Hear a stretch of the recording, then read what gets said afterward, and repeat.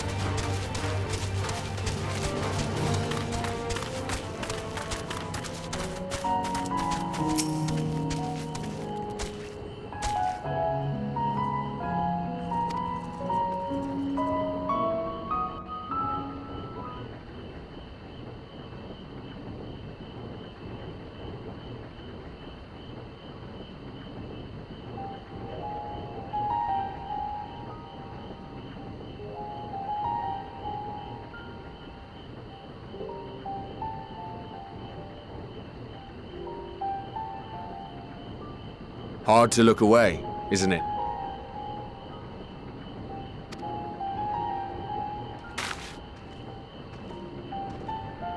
But they're more than pretty flowers. Heart blooms are attuned to ambient emotion.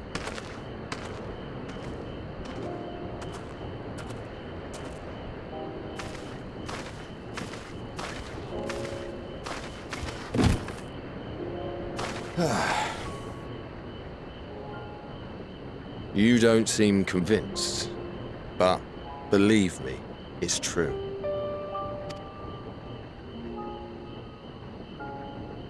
This ashen grey, for instance, it mirrors the anxiety and urgency of those working nearby as they rush to fulfill sudden orders.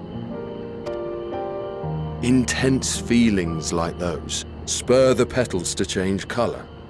Bright glowing hues in the presence of joy, dark subdued shades for frustration or despair.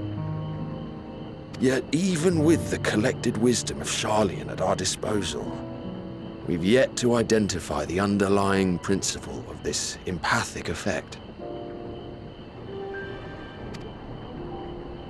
And there are other mysteries besides.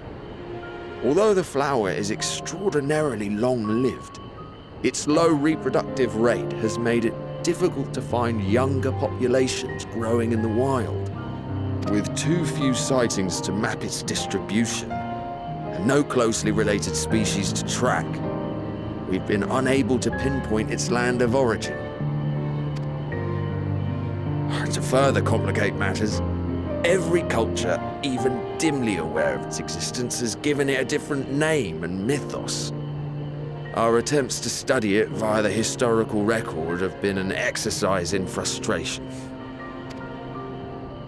As an avid botanist myself, I should one day like to unravel the Heartbloom's secrets. But I'm afraid other duties must take precedence. I will leave you to your thoughts.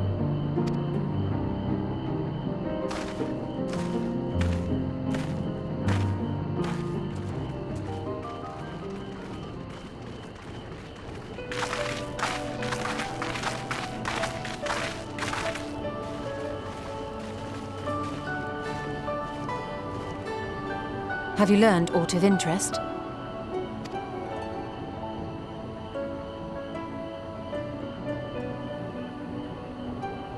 A flower that reacts to one's feelings? Strange. I must say, I have never heard of such a thing.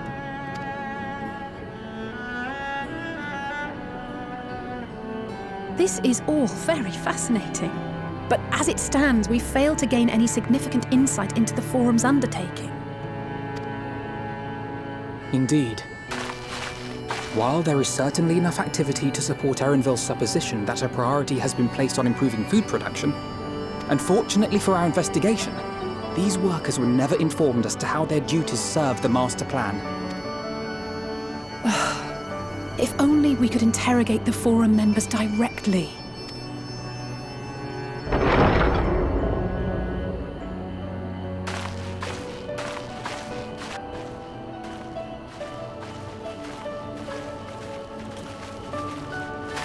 Isn't that the entrance to the Archaean?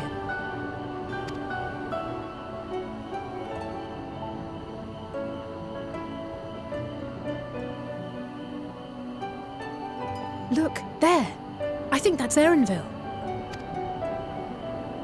A little difficult to tell from here, but I think you're right. He did say he was coming down to make his report. Erenville receives his orders from the Forum.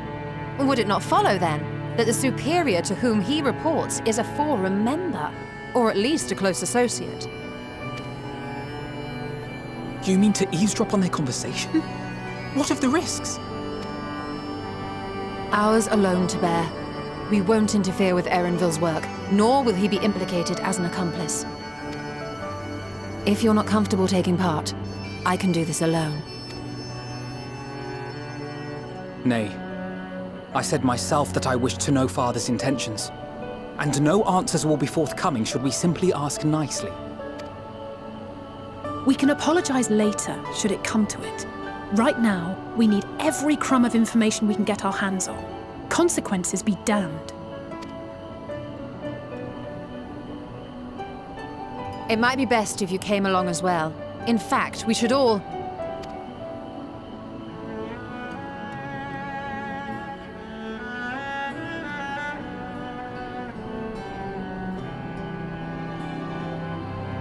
Cryer? Oh, yes. That certainly sounds like a plan. I'm glad you agree.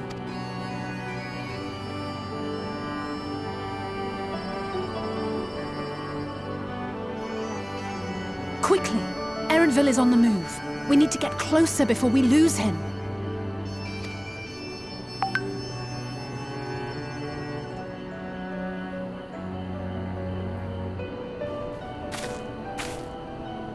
Almost. I can almost reach you.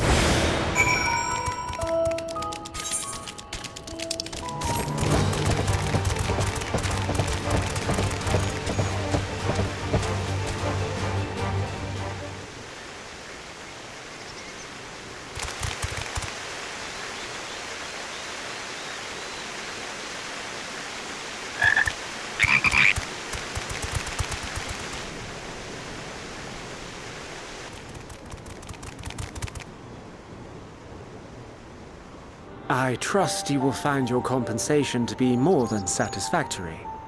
We wish to make clear that we are pleased with the efficiency and thoroughness of your work.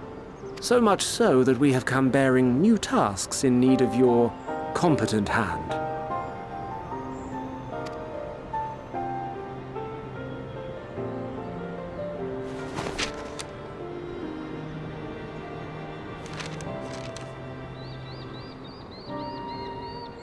Another lengthy list. If I may speak frankly, The Gleaners have been pushed to the point of collapse by your unending demands. We are not familiars to be exploited. We are Sharlayan scholars, and we deserve an explanation for this unseemly treatment. What warrants such urgency?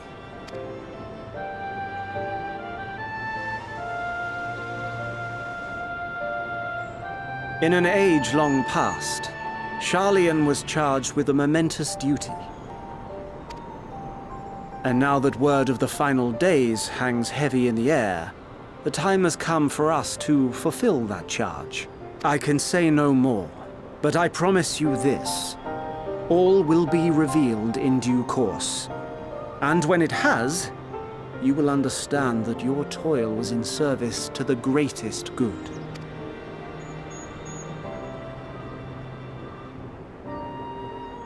Then I will do your bidding. For now. But unless you wish the Gleaners to rise up in protest, I advise you to offer tangible improvements for our working conditions. Your promised revelation does nothing to address present circumstances. A fair point. Your concerns will be conveyed to the Forum.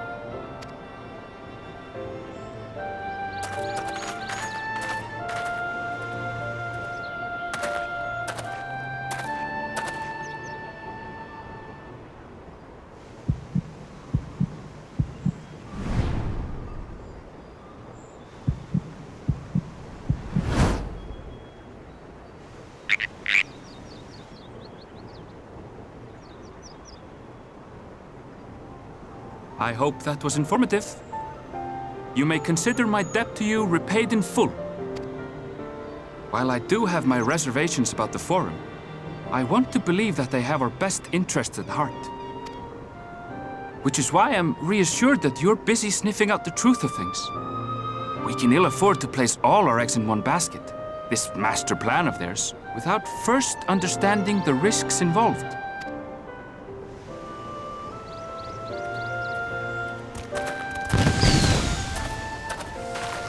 Wait! How did you know it was us?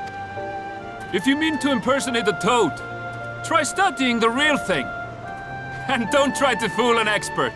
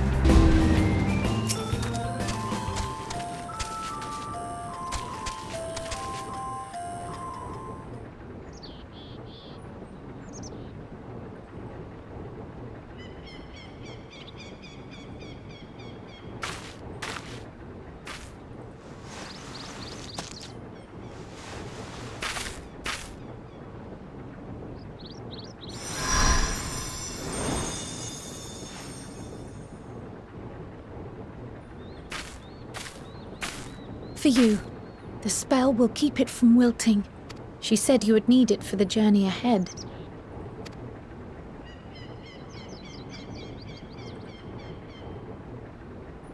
Will you speak with her now? I cannot hope to match Minfilia's clarity, of course, but...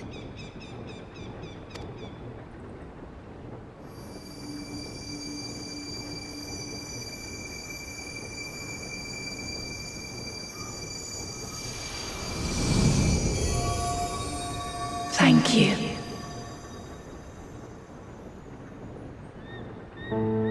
Do not worry. She has lent me her body for only a moment.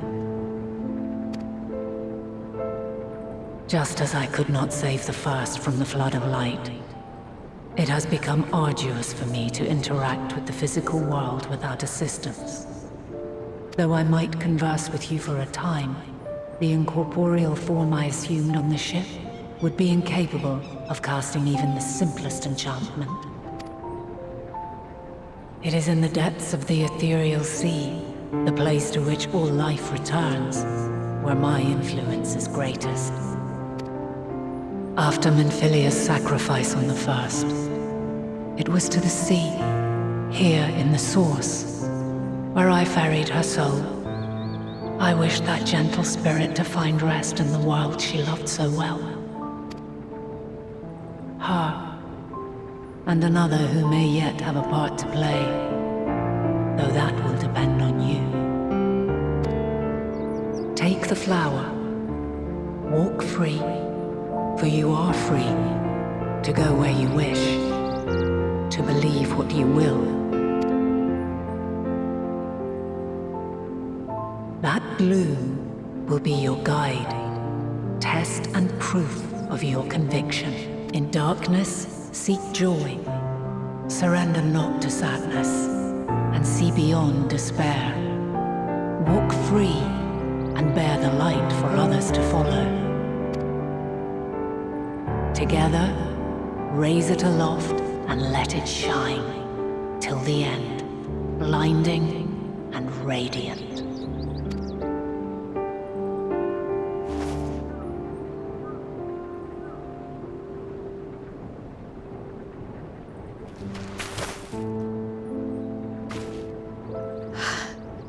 Was all too brief.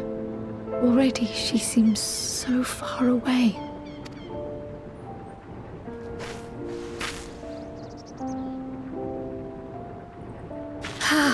My apologies if I startled you.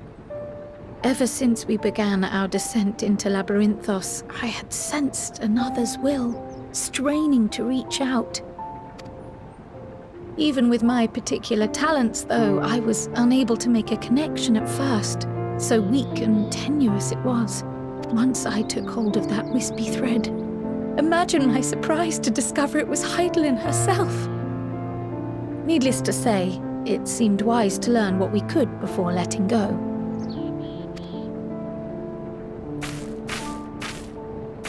Her answers were more cryptic than I would have liked, but at least she left us with a guide of sorts, that unusual flower.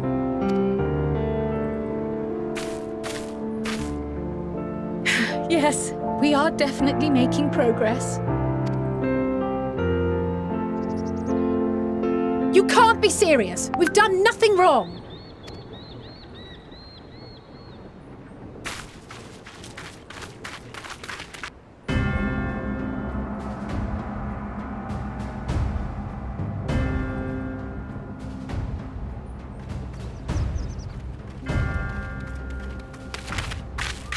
Master Fortuno? What business has the Forum with us? Obstruction and suppression, apparently. Mistress Baldessian, our records show you facilitated the Scion's entrance into Sharlayan by claiming them as assistants for your organization. We are aware of your investigations. After alerting the major institutions to the presence of potential troublemakers, we received word from an Archean custodian, a group operating under the auspices of the students, skulking about Labyrinthos and engaging in clandestine behavior. Clandestine? We may not have entered Sharlayan as scions, but we did naught to conceal our identities. Our only purpose in this city is to seek the truth. I can think of no reason why our actions should warrant the Forum's intervention. It is not our way to discourage the pursuit of knowledge, but the timing of such pursuits must be considered, not to mention their potential impact. With the world in chaos, we, the true caretakers of wisdom, have committed ourselves to an undertaking that demands the utmost discretion. and we will not risk its success by turning a blind eye to disruptive foreign elements in our midst. What then is to be our fate? Will you put us on a ship back to Eorzea? The Forum will convene to examine your case. The results of said inquiry will determine your future in this city. As for... Graha! But why? Is reading a crime now, too? Reading is encouraged, celebrated even. Not, however, of the volumes shelved in the restricted section of the library.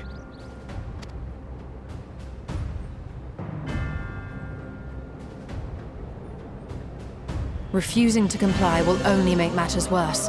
Let us instead treat this as an opportunity to open a dialogue with the Forum.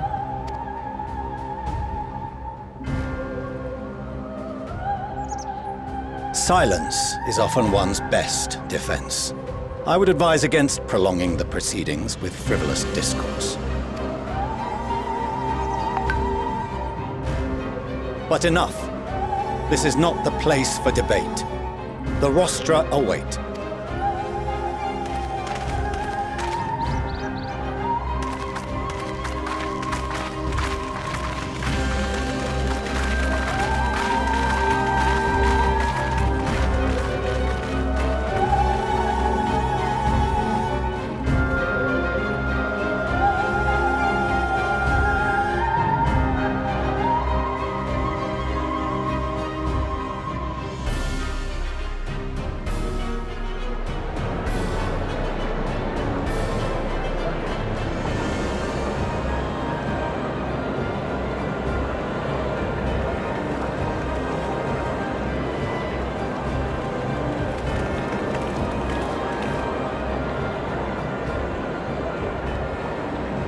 Forgive me.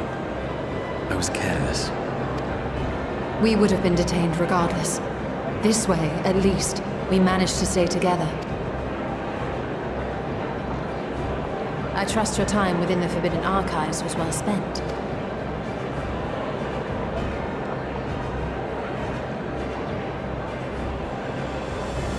The Forum will come to order! This inquiry is now in session. As Speaker-elect, I will be presiding over the day's proceedings. Master Fortuner, would you be so kind as to restate the matter which compelled you to summon your colleagues with such urgency?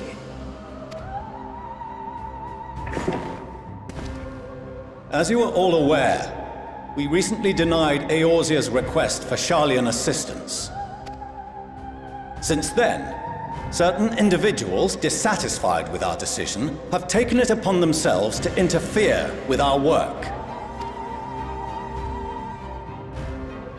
They entered our nation masquerading as associates of the students of Baldessian. But these malcontents are better known as the scions of the Seventh Dawn. These militants wield influence with both the Eorzean and Eastern alliances, and are inextricably involved with the crises presently afflicting the world at large. Loose in our city, these warmongers sought to meddle with and expose matters of state secret. What are they, if not a dire threat to be expelled?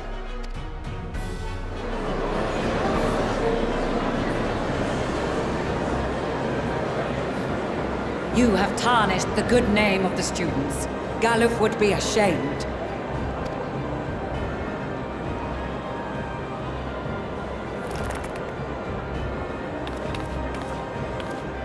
Galuf Baldessian was never one to forsake his fellow man.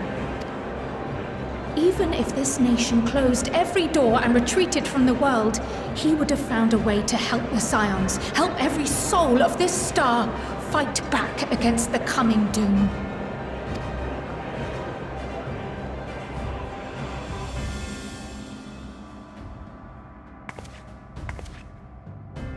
A terrible enemy stands poised to lay waste to all we hold dear.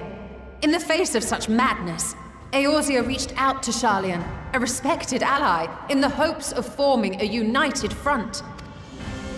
Was your curt dismissal truly the best you could offer? Or are you so preoccupied with your momentous duty of an age long past that even the end of the world is unworthy of your attention?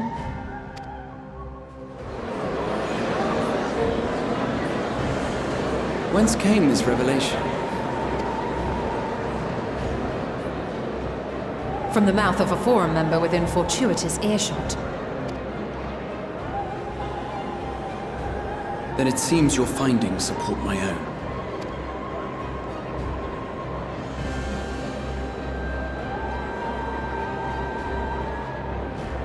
The reason I visited the restricted shelves was to study records of the Forum's policymaking process, to better understand the historical trends underlying their most major decisions.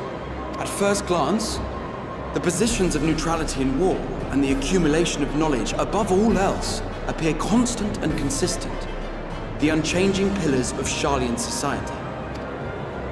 And once upon a time, I might have left it at that. These days, however, I am more attuned to the subtleties of governance, and so I noticed something...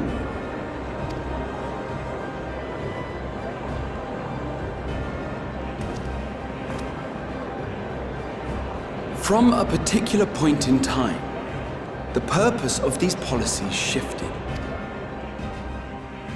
No longer was knowledge preserved for the benefit of society. Rather, society was to be gradually reshaped to ensure the preservation of knowledge.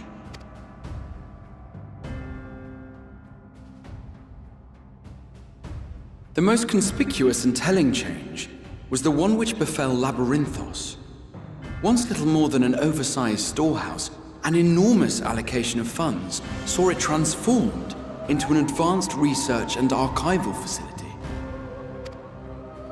I also discovered a fascinating account on the finances of our Dravanian colony.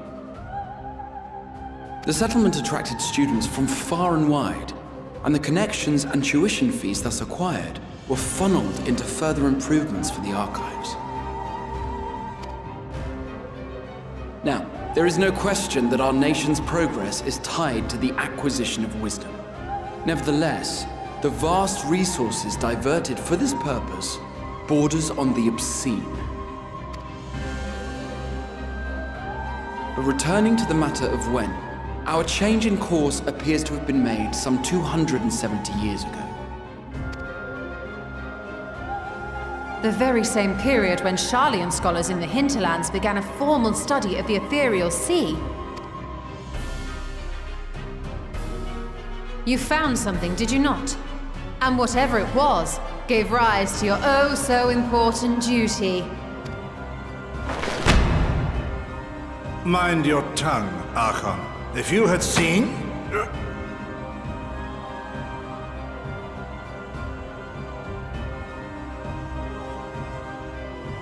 Yes, we are bound by a duty we cannot ignore. Knowing this, what would you have us do? Abandon our vital work and join you on the field of battle?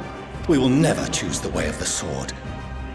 We will fulfill our mission not through strife and bloodshed, but survival.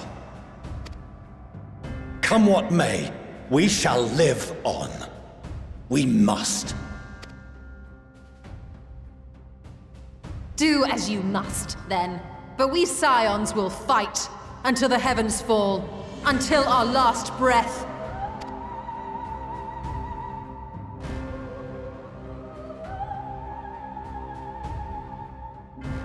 Such misguided zeal.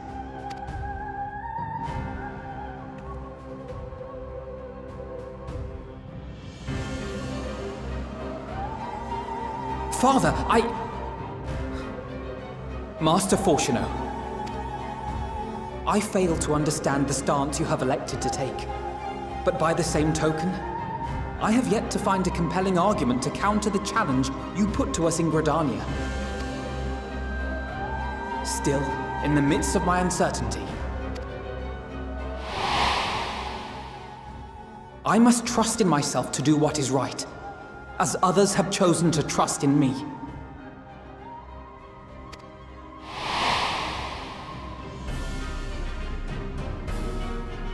So I will continue, as I always have, weighing the consequences of my every action, and allowing my hope for the future to inform my decisions.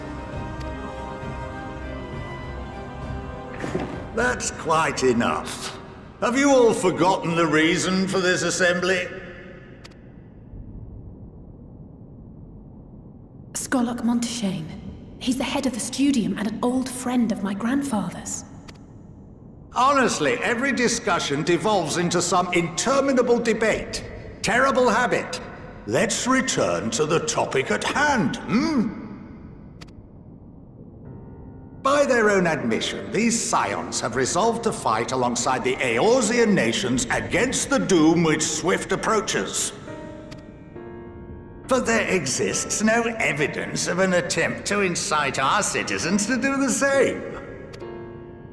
Furthermore, while our decision may well have been the correct one, we cannot simply bull our way through these disagreements without inviting doubts or objections. Put yourselves in their place. Who among you would leave a tome unopened if an elder forbid you read it with no reason given? No. If we're to quell further discontent, then we must conclude this matter with a fair and even hand.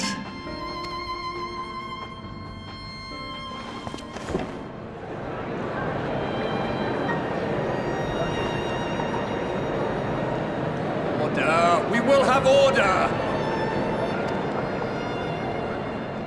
Master Monteshane raises some valid points. Keeping such concerns in mind, I propose we enforce the following measures. Until further notice, the students of Baldesion are to cease any and all activities within the domain of Sharlayan.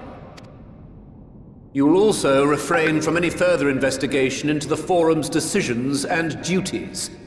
Failure to comply with these restrictions will result in the immediate expulsion of your scion associates.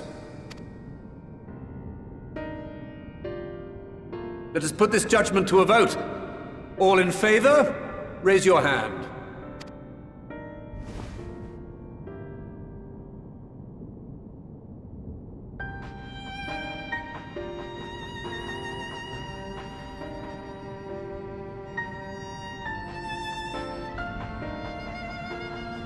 I count 51 for and 48 against. The proposal is passed.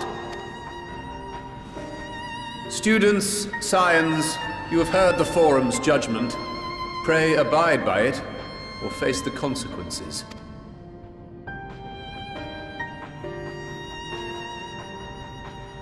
Honored members, I thank you for your time. This inquiry is concluded.